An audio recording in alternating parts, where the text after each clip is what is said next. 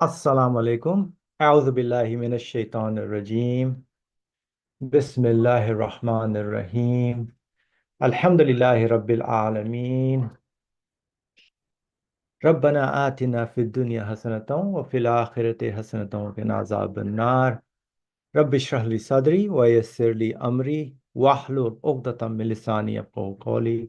Waj'al li wazira min ahli هارون أخي أشد به أزري واشركه في أمري كي نسبحك كثيرا ونذكرك كثيرا إنك كنت بنا بصيرا ولا حول ولا قوة إلا بالله العلي العظيم وصلى اللهم على محمد وعلى آله وصحبه أجمعين والحمد لله رب العالمين. Welcome, dear friends. Inshallah, we will continue with our discussion from the 25th word from this book of Said Nursi, inshallah. So we will continue about the miracles of the Quran. And the author is presenting us with the different categories of how the Quran relays the message to human beings. It goes step by step, gradually developing their understanding. And it has certain categories in terms of how it teaches human beings, also silences an argument by, and the verses we're looking into are the ones that start with like the or have they not seen, or so asking human beings to question and observe the universe with look at the evidence basically before they even put any sort of challenge in terms of first try to grasp what the message is saying. And then we last spoke about this particular verse, or do they intend a plot against you, but those who defy God are themselves involved in a plot, from the Quran section 52, verse 42. And we'll saw that how those who are in a way hypocrite to the reality of this life, to this world, or to their belief that this, on the one hand, if I say that I believe in God, but then I'm still not fully accepting that, or just keeping myself busy with some other things, or not being true to the purpose of my life, from the purpose of my existence. So, and we gave the example of at the time of Medina, because of the prosperity of the city at that time, it was growing and a lot of things. So people became wealthy, and their efforts in terms of recognizing their true source of sustenance and the one who sustains them in their life, in their existence, was kind of became secondary for some people. And they were, so we kind of related that to our lives and our, while we are living in this life, in this world, also to be careful and not to become hypocritical in the way we are living, and without the awareness and consciousness that we belong to the Lord of the universe, and we are actually always receiving his mercy and guidance in our lives, day-to-day living. So we will continue with the next verse, part 17. So, or have they a God other than God? Exalted is God, far above the things they associate with him. Which is from the Quran, section 52, verse 43. Or like the Magians, who imagine two separate gods called the creator of good and the creator of evil. Or like the idolaters and worshippers of causes, who attribute a sort of Godhead to different causes and imagine each of them to be a source of support for them. Do they rely on other gods and contest you? So speaking to the Prophet, peace and blessing upon him, do they rely on other gods and contest you?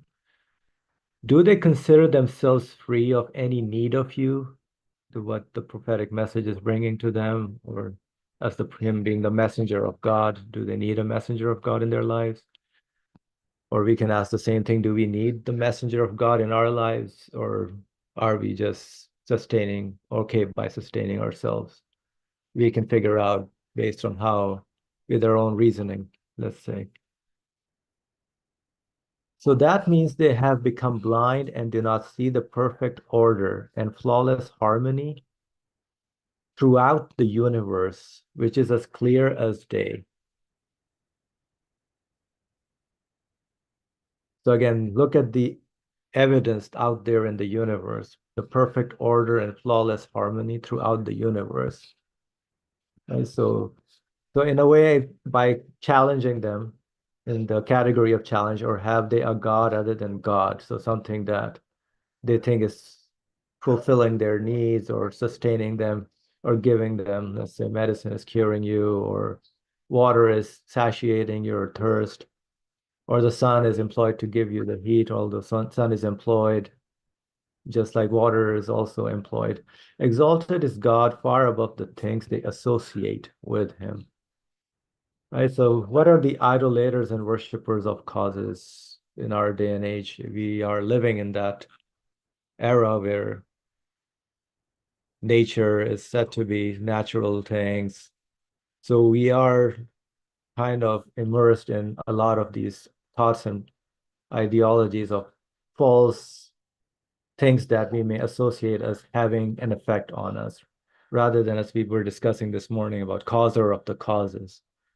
So whatever we think is also, there's a, like whoever made water that thirst me made my thirst and made the water as well. So I have to be very careful on what am I really being grateful for, who am I worshiping in my life, right? So all the idolaters and worshipers of causes is whatever I'm interacting with, the things that are created in the universe. So I need to understand they are created and are themselves in need of existence, right? So I have to be mindful about, don't assign any divinity or Godhead or any quality that they can be the source of my satisfaction or my existence.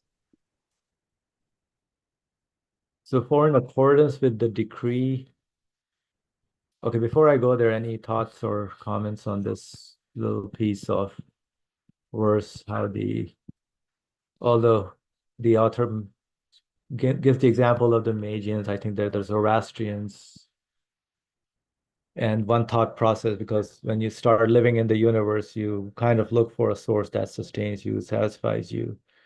And they came to, with their reasoning, without, I guess, this revelation or any guidance from the Lord of the universe, or without looking any prophetic message. They had a creator of good and a creator of evil.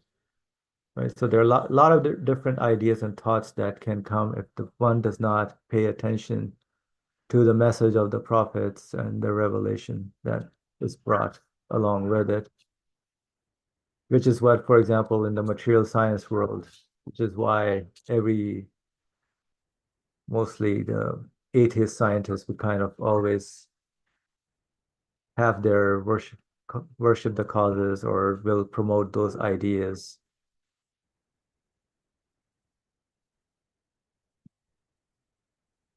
All right. No comment by anyone? All right, we'll continue, inshallah. For in accordance with the decree, were there gods other than God in the heavens and the earth? There surely would have been confusion in both, which is a verse from section 21, verse 22. So although we were looking at these verses from section 52, so 21 and 22, this verse also kind of says that, supports this kind of, the same method is kind of used, and to highlight the same. Were there any other God in the heavens and the earth, there surely would have been confusion in both. So anything that is assigned a Godhead, right, that cannot really do anything. So he gives the example of, if there are two headmen in a village, or two governors in a town, or two kings in a country, order is turned upside down and harmony spoiled. But from a fly's wing to the lamps in the heavens, which is from the minute to the micro to the macro to the whole universe, including such a fine order has been observed that it leaves not so much space as a fly's wing for partners to be associated with God. Since the above act in a manner so opposed to reason, wisdom, feeling, and what is obvious, don't let their lies put you off proclaiming the message.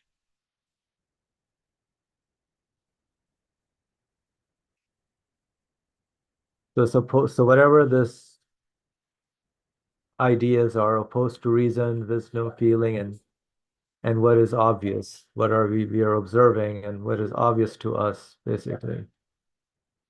Don't let their lies put you off proclaiming the message that there is an absolute being, cannot have anything associated with that absolute being.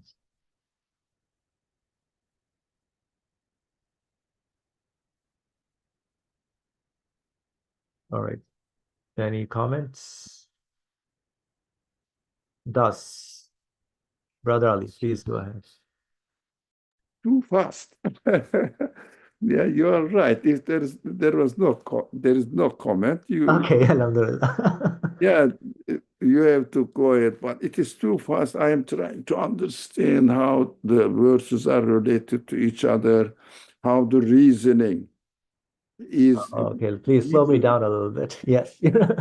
yeah, the reasoning with each other, because as far as we are used to reading these authors' books, he has a very interesting way of connecting the reasoning from one stage to another and then another, and continues this way, nothing in between. Uh, uh, we see no discrepancy in the sequences of the reasoning. So I'm trying to understand this. Yeah, of course, we started today. You started reading the way the verse, which is, or have they a God other than really the creator God or imagined God? Have they imagined God other than the creator of the universe, God? He is so exalted as God means really the creator of the universe must be lacking nothing. Exalted is God means must be lacking nothing.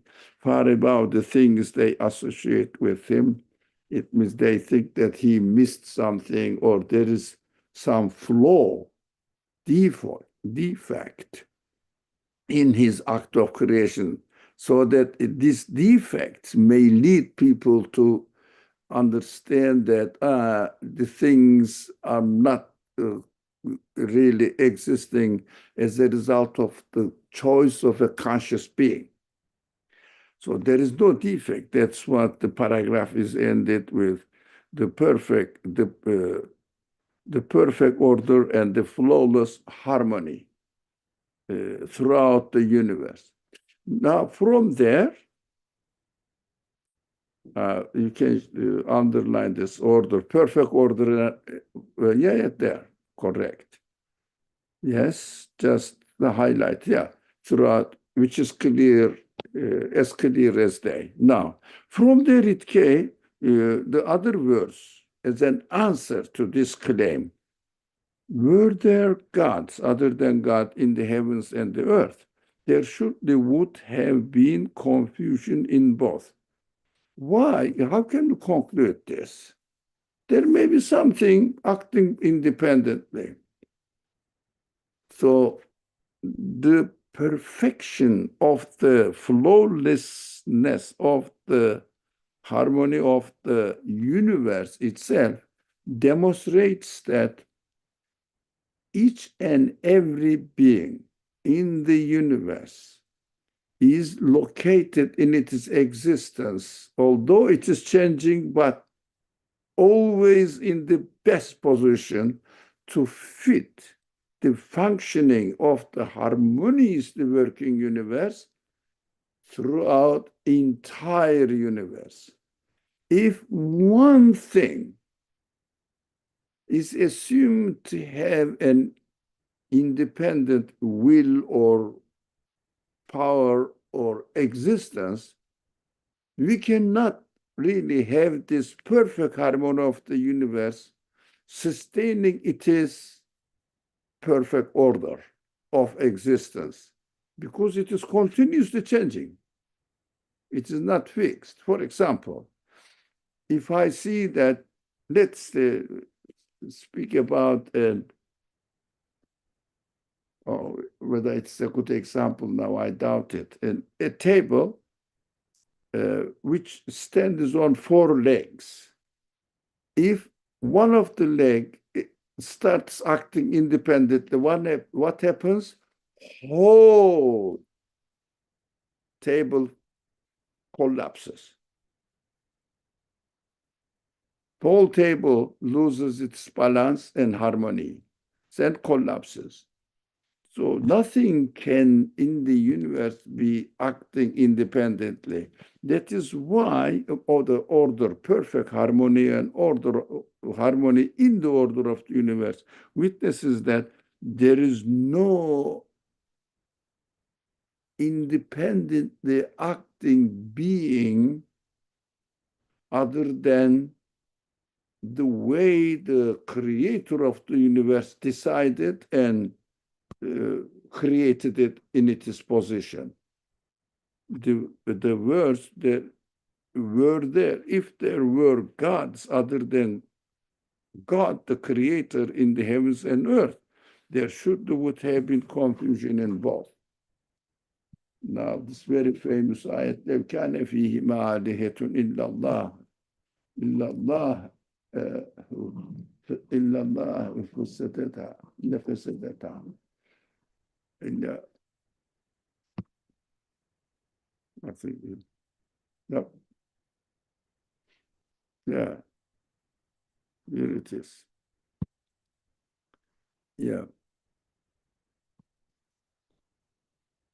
So we understand that there is no independent there is nothing which has an independent existence in the universe. How do we know? Do we have we explored all the universe? No, I don't have to. I see the perfect order, although changing, but continuously sustaining its orderliness, its harmony. It means it is under the control of one central power, which is the source of existence of the whole universe. This nature of the universe, we always repeat this. It is a very powerful argument. It is worth repeating on every occasion. So, what if someone says I have free will, so I can act independently in a way? sorry? What if someone says I have free will Hmm? and I can act independently in a way? Yeah. But You that's act within the limitations independently. of whatever is out there, basically, right? So you act independently when you exercise your free will. Can you create anything? Nope, I cannot. What are you doing I'm then? just following whatever is already created out there, choosing among the created things And or the that's it. created things. You are not really claiming that I have a free will, so I can give existence to something independently. No, I'm just user. I am the user. And I am free to a certain extent to exercise my free will to use. Not to create, to use what is created. And I am created with this ability, by the way. But God has never given any human being to create something, to exist by itself. can you claim that you existed by yourself? Your free will existed by itself. Right. So acting independently means to create something, basically, right? Now, give existence to something, not to choose. Now, it is the same actually, although it is not the capacity-wise and not the same. For example, a cow, what does cow do? Eat what is already created. But it doesn't mean that it is creating something. It cannot create milk, meat, bone, whatever, hair or wool. It is its hair or it's bodily function, how the body functions. It cannot create it. It's already created in this way. It's just using the opportunity given to it, the cow. Is that correct? Does it make sense? Yes, it makes sense to me, Alhamdulillah. Yeah. So what is this? As if it is very important to say that, for the author to say that, like the magicians, Zoroastrians, or whatever they call it, Magians, actually, not magicians, I'm sorry, Magians. Zoroastrians, I think they are called Magians. I don't know. Anyway, they have Mazda God, something God. These people, what they do, they I don't know whether there is such human beings now, but in our practical life, when something happens, we take it for granted. When something bad happens, we say, ah, because of this, it is like that. Because of this, it is like that. We have this tendency. I mean, if something happens, for example, if someone dies, a heart failure, or he had a cancer. Do you see what I mean? Human beings have this tendency, which is somehow understandable because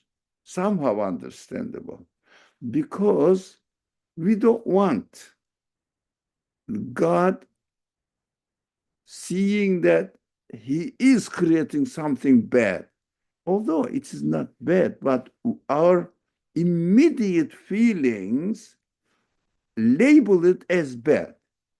But it doesn't mean that cancer cells is the creator of death or heart is the creator of death. So this or the creation that the human beings don't like attributed to something else, more likely. Although they believe in God, but attribution of the bad things to some to anything other than the creator of the universe. This subject is so sensitive.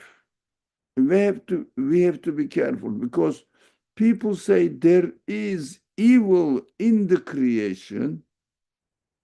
They accept rather than saying that there is another God who created the evil. What they say, since there is an evil in creation, so if the creator of the universe is powerful enough to create, he must have created everything pure good.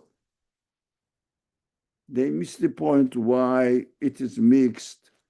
Some of them are to be rejected, some of them are to be confirmed, some of them are to be obtained, the other ones to keep away from, to be kept away from, and so that human free will be human free choice will be able to exercise his freedom. It is freedom. I am not going to choose this one, but I have to choose that one. That is why the universe is created in such a way that we have the option to avoid something harmful for me and to follow what is good for me. But this may cause in the minds of the people that as if there are something in the universe essentially bad, essentially evil, so that I have to attribute it to something else than God, because I see God is pure good. According to me, he should not have created the bad things. Again, I labeled it according to myself. This subject, maybe I'm not clearly presenting it, but it's a very important subject. Most of the people come to the conclusion that there is no creator because they think evil things exist in the universe. When we think that there is something existing in the universe, this interpretation followed or accepted at the beginning of the paragraph by the author says if there was something which you cannot attribute to the creator of the universe, now if there was something, we will concentrate on this. If there was something in the universe which you think cannot be attributed to the creator of the universe, it means you are saying that those evil things, according to you, exist either by themselves or created by something else other than the creator of the universe. Do you see this very slippery area that people may fall into?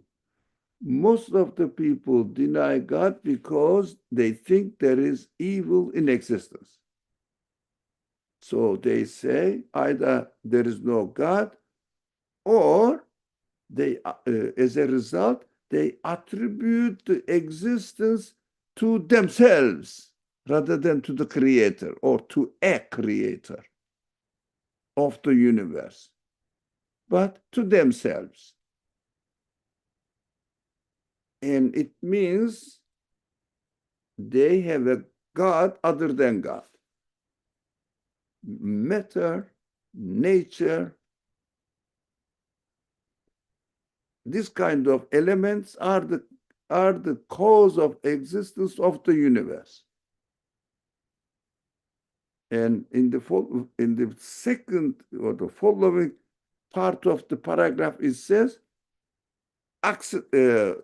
causes are imagined to be the creator. If you don't accept the creator of the whole universe, I know I messed up, but this is a very delicate subject, and most of the people fall into disbelief because of this matter is confused. Somebody may explain it better than I do, this subject. Let's try.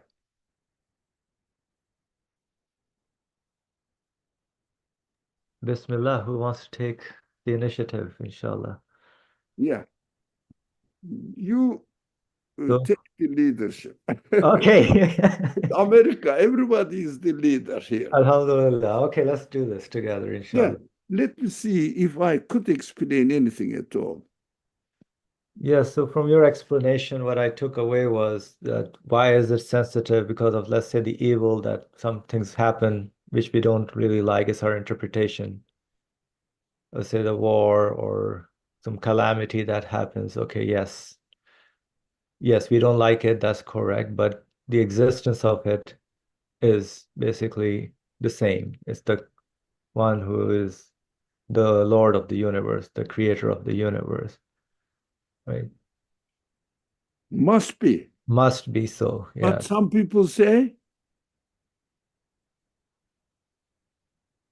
Some people say, yeah, nature was, or God, even if they have the notion of God, they say God is evil because he did all that, or they say basically natural phenomena that happened, right? now, nowadays, not as you said, two separate gods called creator of good and the creator of evil. It is not that much valid in the or widespread in worldwide. But what is widespread in the world now is this. If there is evil according to them, they think evil exists. Now there is evil. That is what I don't like, and that is what is harmful. I see it. I see it. It's harmful. I am not imagining, right? It seems to be now Right, the existence of that thing is evil. They labeled now. After doing this, what do they do nowadays? So if there was God, evil should not exist because so powerful, so merciful creator by definition should not have created the evil things. So there was no God then. What do they do instead of accepting the creator and checking their own judgment about the creation? What do they do instead? They deny the creator of the universe and replace it with matter itself, nature, or energy, make up something of a part of the universe as to be the source of existence of the universe. Do you understand? yes, So instead of the creator God, they assigned unconscious matter to be the creator of itself, and therefore everything is its own creator. They act independently from a creator. It means everything is God, as if everything has the power to create something themselves, something else, their future. So nowadays, not that everybody said, not that it is widespread creator of good and creator of evil. No, it is not valid anymore. It used to be among some certain people in history. Nowadays, but no, let's not confuse that. Our feelings may be inclined towards this understanding. That is different. Feeling is different. But the reality, people deny and make an excuse of something that they don't like to attribute it to the creator of the universe. And they say there is no creator of the universe. Why? Because if there was a creator of the universe, he should not have created the evil things. It doesn't match to the quality of the creator. Instead of questioning, investigating their understanding of the things, existence of the things, is essentially evil. Is it correct or not? They don't concentrate on it. They don't analyze it. They go back to the opposite direction since and decide since this is evil, there is no creator. But as a result, if there was no creator, how do they conclude now? Matter itself, it's has is the creator of its own self and its own actions. Did it make sense now? Yes, giving agency to the matter itself. Yeah. So assigning a Godhead, a divine quality to causes. Yeah.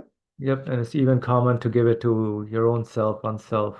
I made this, I created this.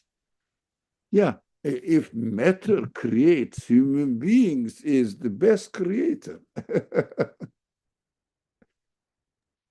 But, Right. but just a little bit concentration of our reality, concentration on our reality, we realize that we cannot create anything. We are just using. We are choosing. Yep. So that consciousness has to be there whenever we are reasoning on something or trying to understand something. Yes, definitely the aspect of who is the source of existence, who is the creator of that thing needs to be there. Who can be the creator? Can Who, I be the creator of anything? Just check yourself, check yourself. You'll easily understand. So, for example, the classical example, cancer cells needs to be, the cell, cancer cell needs to be created. It cannot exist by itself.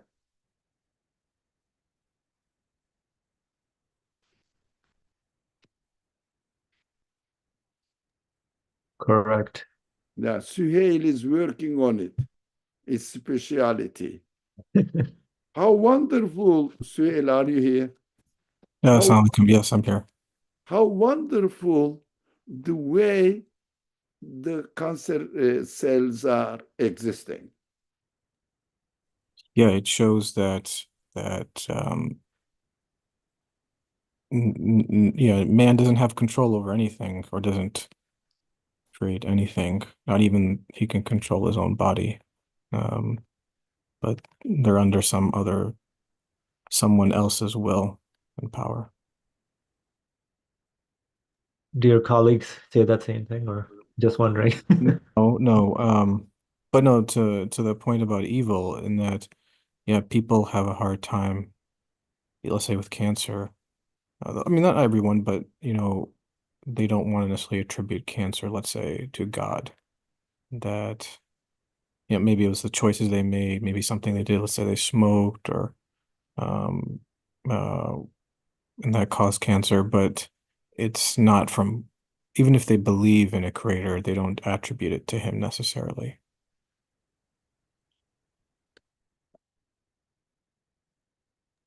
Yeah, in my neighborhood, someone's son committed suicide actually.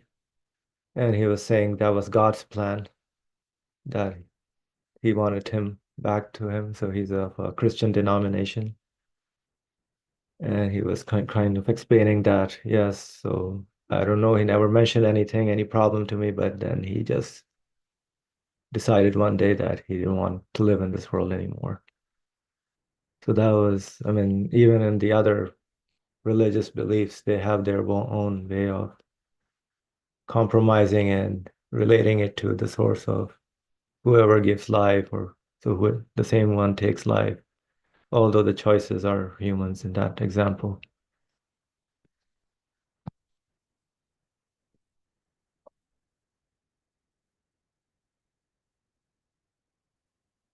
But you're right. Like, for example, meiosis and mitosis in the biology, somebody was studying that about how the cells they divide and split.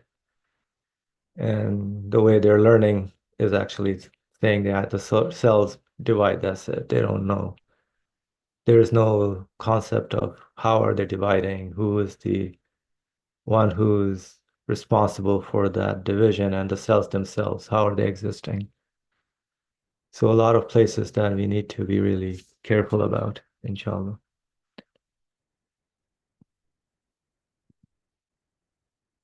So what is this thing about that? Do they need you in terms of do they so they contest the message and then do they consider themselves free of any need of you?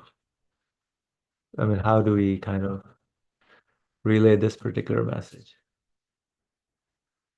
Do they consider so this is I mean I took it as the referring to the prophet himself. So the prophet in our lives, do they consider themselves free? Right. So it's related to have any God other than God, but also the need of the prophet is tied to that as well. For some reason, the author thinks so in that way.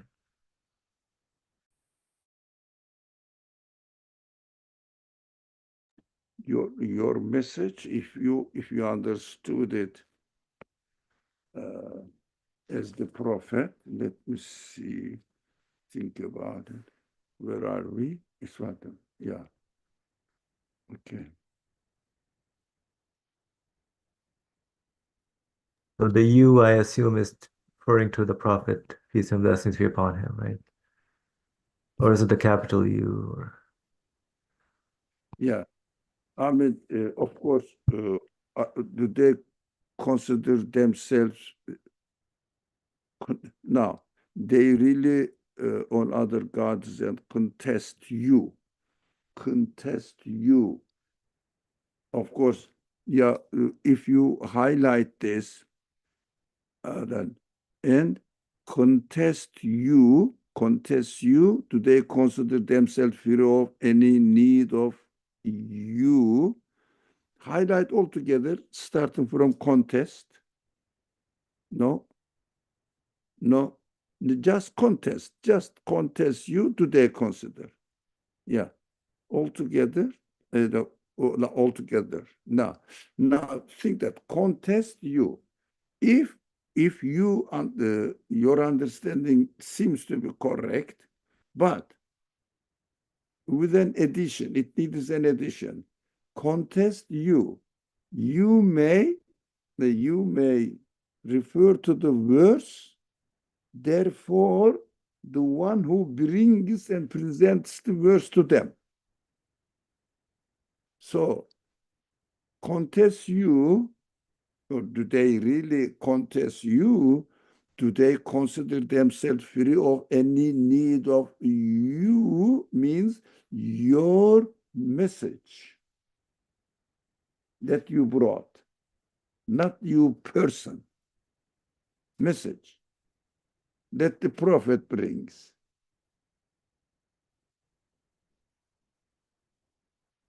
Does it make sense? Yes, that's how I was understanding also. Because Now, yeah. so the message that the prophet, you said prophetic message, yes. Why did I not notice that? You are correct. You prophetic message. You can even say the Quran. Quran's message. They will find out the truth by themselves. No, they should pay attention to the message. Right, take it seriously. No, Living. no, you are right. You are right. I didn't pay attention to the message, the prophetic message. Thank you. You are right. You are right. Alhamdulillah, thank you. Alhamdulillah. Hmm. And of course, the evidence is out there to observe. That's why not paying, becoming blind, not really paying attention carefully to the things in the universe. The only things that we pay attention to are maybe something doesn't go according to our expectations or something evil that happens or something disaster that kind of catches our attention. But anything that is happening, which is, it doesn't bother us. We never pay attention to how they are really happening. How come we are being treated with such mercy in our lives?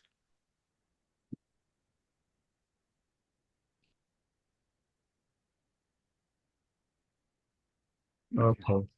Should we move on to the next? I think I am somehow satisfied. Alhamdulillah. Alhamdulillah. Yeah, it's interesting how the flies wing and the lamps in the heavens. So I said, yeah, from a little tiny thing, just imagine to the big lamps, the whole universe. Each and every being is coming with such a fine order. It's like just mind-boggling sometimes to think about it. So there's no reason or no space, as he says, for any, even a tiny iota of any partner or something has some quality to take a share or something in its existence, in its creation. Complete absoluteness is kind of emphasized here. They say flies, wings of a fly, of a bird developed by itself, but right wing cells have nothing to do with left wing cell. How will they communicate with each other? Let's develop in a balanced and perfect shape, exactly each other, including our design, including our decorations. So ridiculous, so ridiculous. Metal cannot be the source of decorations. Design of the colors and harmony, but they are harmonies, they are parallel, harmonies with each other. And the cells just exist by themselves. They have no means of free will, power, knowledge, communications with each other. Now, we will be this way, not that way. They will say, yeah, you are right. Let's do it together. As if even if there was no one architect deciding final balance of the whole building, perfect order of the whole building, the workers, conscious human beings, cannot decide to make the perfect building unless they are under the leadership of one final decision maker architect. Conscious human beings, let alone dumb matter. It is so obvious. Subhanallah. Alhamdulillah. Alhamdulillah, yes. Opposed to reason, wisdom, feeling, and what is obvious. Inshallah, maybe have that awareness. Thus, of the hundreds of jewels of these verses. So, of course, each understanding, each top point that is coming out of these verses is just one jewel that really is beautiful for our living, which constitutes a series of truths. That's why I think the verses we're studying in section Furqan about the stage by stage gradually we can grasp the series of truths if we pay attention to and study these verses carefully. We have briefly explained only a single jewel of the Qur'an's manner of exposition in the category of giving to understand and silencing an argument. So this manner of speech, how the Quran has a particular way of addressing its audience to make them understand, to warn them, to silence them in argument, to encourage them.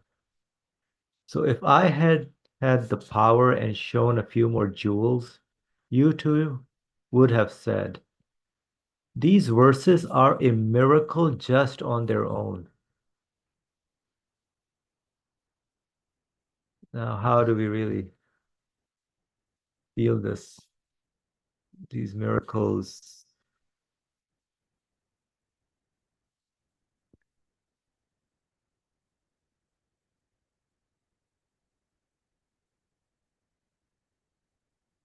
The verses that we're studying. are a miracle just on their own. Every verse, every word. But the Quran's manner of exposition in making understanding and instruction is so wonderful, subtle, and fluent that the most simple, ordinary person easily comprehends the most profound truth from the way the Quran explains it. So the manner in which the Quran explains things and makes the point is so wonderful and subtle and fluent that it should speak to everyone's spirit. Most simple, ordinary person easily comprehends a most profound truth from the way the Quran explains it. Brother Ali, please go ahead. Now, you said you asked an interesting, important question. How do we know that every verse or the Quran's verses are miracle just on their own? Now, if we notice that, which is obvious, in fact, it is not hard to notice, the existence of each being in the universe, although changing, but perfection never changes in creation. Now, if creation is taking place in the perfect way, and we understand that everything is brought into existence in a miraculous way, it means nothing we can attribute to in the universe the existence of anything other than the absolute creator. So its existence is miraculous. Nothing can do the equal thing, the similar thing at all, nothing. So if we understand that, the way the universe exists is miraculous.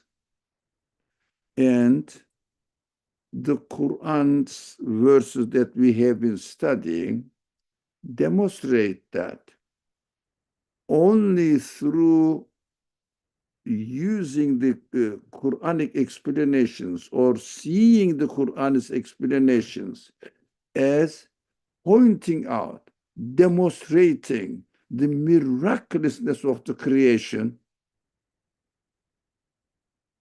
these verses are also miraculous in the way that they are said. Only the one who comprehends the whole universe and knows exactly what is going on, explains its miraculous existence, must be the one who knows everything what is going on in the universe. And these explanations are also miraculous. Did I make sense to make the parallel between miraculousness of existence and miraculousness of the explanations of the Quran, referring to the miraculousness of the existence? Right. So I have to start from the universe and see the things, how they're created in a miraculous way. And then whoever is guiding me in the Quran knows about each and every detail of those things and explains to me. And it's in the same way, an absolute knowledgeable one, absolute powerful one. So indeed, his message must be miraculous also in that sense. The miraculously explaining it. But we have to know, other than the Quran, nothing in the universe, no ideology in the universe, independent of the Quran, if someone learns from the Quran, speaks accordingly, that's the Quran's teaching. But if someone looks at the Quran, the way it explains the universe, you cannot find any source that explains each and every being at every moment of its continuous changing existence can only belong to the absolute creator of the universe. Only Quran says this. La ilaha illallah. Yes, in Christianity, there is no such concept. There is no, they don't deny, it is not their subject, the Christian theology subject. So that's why they're confused about God, definition of God. Judaism has, but in Torah, does Torah emphasize that each and every being at every moment is created by the absolute creator of the universe? No. The Torah speaks in general terms that universe has a creator. They don't confuse like Christians do, Christian theology do, or Christian theology does. They don't confuse. But when it comes to details, they confuse. They don't have a substantial idea that each and every being at every moment is given existence by an absolute being who is the creator of the universe and who is absolute. That clarity you cannot find in Torah, which is the closest source to the Quran. Torah is the closest source to the Quran, by the way. But the rest is far away from even the Torah, not only the Quran, even the Torah. For example, Buddhism has no creator. Hinduism, yes, they have the creator concept, but this creator concept is always symbolized something within the universe, let alone going into the each and every being is created by God, has nothing to do with Hindu understanding of God.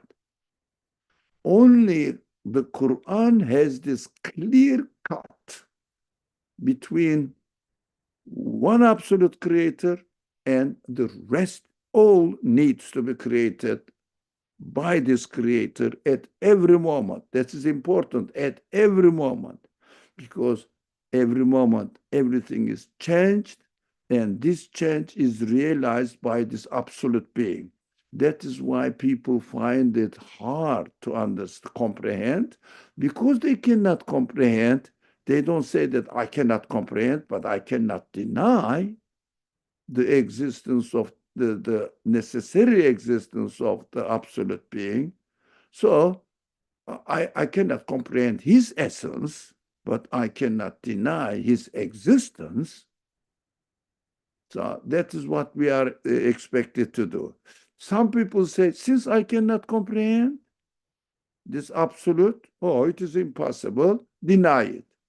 Most of the people do nowadays, deny it. So we have to be very careful, really, the way the Quran stands out in a unique position before or in the world, and nothing next to it at all. Yeah, thank you. Thank you, Brother Ali. I was thinking about a most profound truth. That's how the Quran kind of explains. Most profound, something that we really need, and the real truth, not the. And you're right about we need to pay attention to the every moment of existence, and which, if we don't really are comfortable with the every creation at every moment of our lives, we kind of fall into some other thoughts and processes. Inshallah. So yes, the Quran of miraculous exposition simply and clearly teaches most abstruse truths in a way that caresses the view of people in general and neither hurts their feelings, nor irritates their minds, nor tires them. Yeah, caresses the view of people in general, so everybody gets a share in how they understand it. Neither hurts their feelings. So it's very kind and merciful in the speech as well to warn you slightly, say it's for your benefit, right? Yes, if you Despite its profound explanation. profound explanations, yes. But the simplest way that everybody can understand. Alhamdulillah, yes. Just as when speaking with a child, childish words are used, in the same way the Quranic styles come down to the level of those it addresses, called in the terminology of the scholars of theology, divine condescension to the mind of man. So it from absolute speech condescends to the human. So the speech of God comes to the human being's qualities, to his intellect, reasoning. So it addresses them in that way through comparisons in the form of allegories. It makes an illiterate common person understand abstruse divine truths and dominical mysteries, which the minds of the most learned philosophers cannot rise to.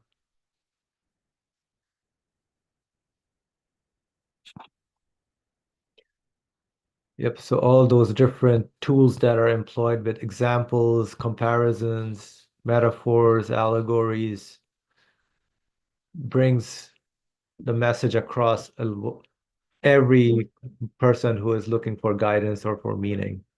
They can get something out of it, right? According to how much they've developed themselves, their level, and but it's interesting also like why, like the hurting their feelings. I was thinking a little more on this as well. Some people kind of make the excuse that okay, that's revelation because it hurts the feelings, and although it's many times the examples are giving examples of somebody else, usually in the Quran, right? And just telling you, hey, be careful in your life, don't be someone like that. Don't. So it's kind of doing a favor and in a merciful way to understand, hey, Asim, be careful in your life as well. Don't be like those that kind of did not obey and follow the messenger, for example.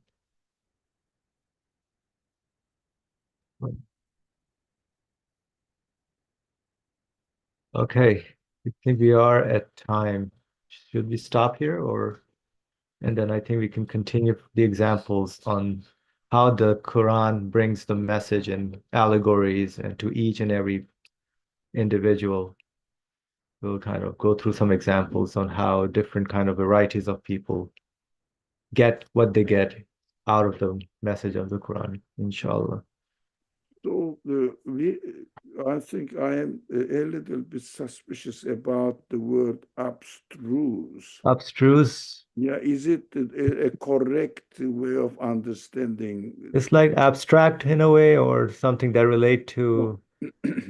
No, because not no no. That's why I question it. Abstruse means difficult to get, the mysterious way of speech. Abstruse. Is it correct that what I understand is correct? Mystery is not difficult, not easy to understand. Correct? I took it as basically abstract, abstruse in that sense. But let me check it quickly what the definition is, abstruse. So check it, check it. No, abstruse, abstruse. Abstract is understandable. Oh, no, abstruse, T-R-U, sorry. Difficult to understand, obscure, yes, in philosophy. But not obscure. Obscure, yes, not clear. No, that is now. We have to be careful. This translation I'm not comfortable with. Obscure contradicts the clear statement of the easily understood mubin. The original word is not this. Maybe understand abstract, even not abstract. Original word is müteşabihat. Um, It means allegorical truths, divine truth. Why allegorical? If to be interpreted. yeah, you can interpret this way or another way, depending your intention. But if you have a good intention, definitely you understand it in the right way. If you have a bad intention, you will have the opportunity to interpret it in the bad way or wrong way. But allegory means gives the opportunity to you to understand in various ways, which is fitting to the content of the situation, the subject matter. So the allegorical. It is most argued subject, müteşabih ayat, in the among the scholars, but I understand müteşabih doesn't mean that not is it easily misinterpreted. No. Yes. Allegorical gives the flexibility to the meaning fitting to the subject being discussed. Allegorical gives the flexible meaning, so you can fit it to the subject of subject being discussed. You can put gives the flexibility or has the flexibility so that you can interpret it in order to fit to the subject being discussed. Not abstruse, not really easily misinterpreted. No. So it is understandable, but it needs to be worked on and interpreted. Yeah, because the meaning is flexible, müteşabih. If you have a bad intention, you can interpret everything in a bad intention, not right? Yes, correct. You can interpret everything in a bad intention. It's not that, but it is müteşabih. Now, it may mean this as well at the same time, but classically understood in a way that it doesn't really appeal to myself. That's my personal understanding. But I understand müteşabih is it is flexible. The meaning is so flexible. It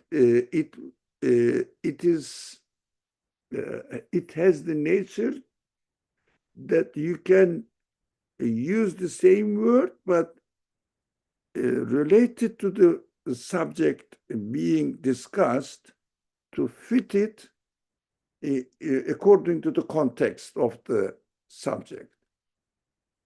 According to the context of the subject. It has this flexibility. Yes, there are many examples in the Quran you can find of this example.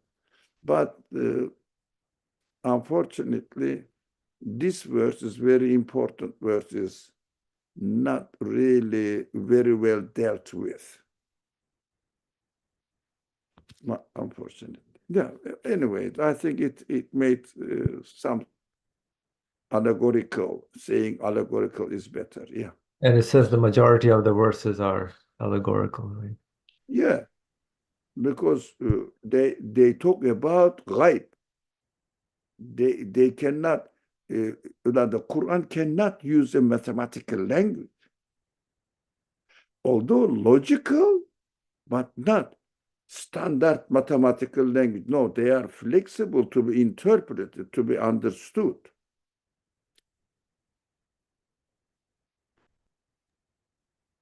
Alhamdulillah, thank you for pointing that out. Yes, allegorical. All right. Okay. Any other comments or thoughts? So we'll close for today, inshallah. Continue from the example, inshallah, next time. Bismillah ar-Rahman ar-Rahim. Subhanaka la ilma lana illa ma alamtana innaka antal alimul hakim wa akhiru da'wana alhamdulillahi rabbil alameen bi hurmati suratul Fatiha.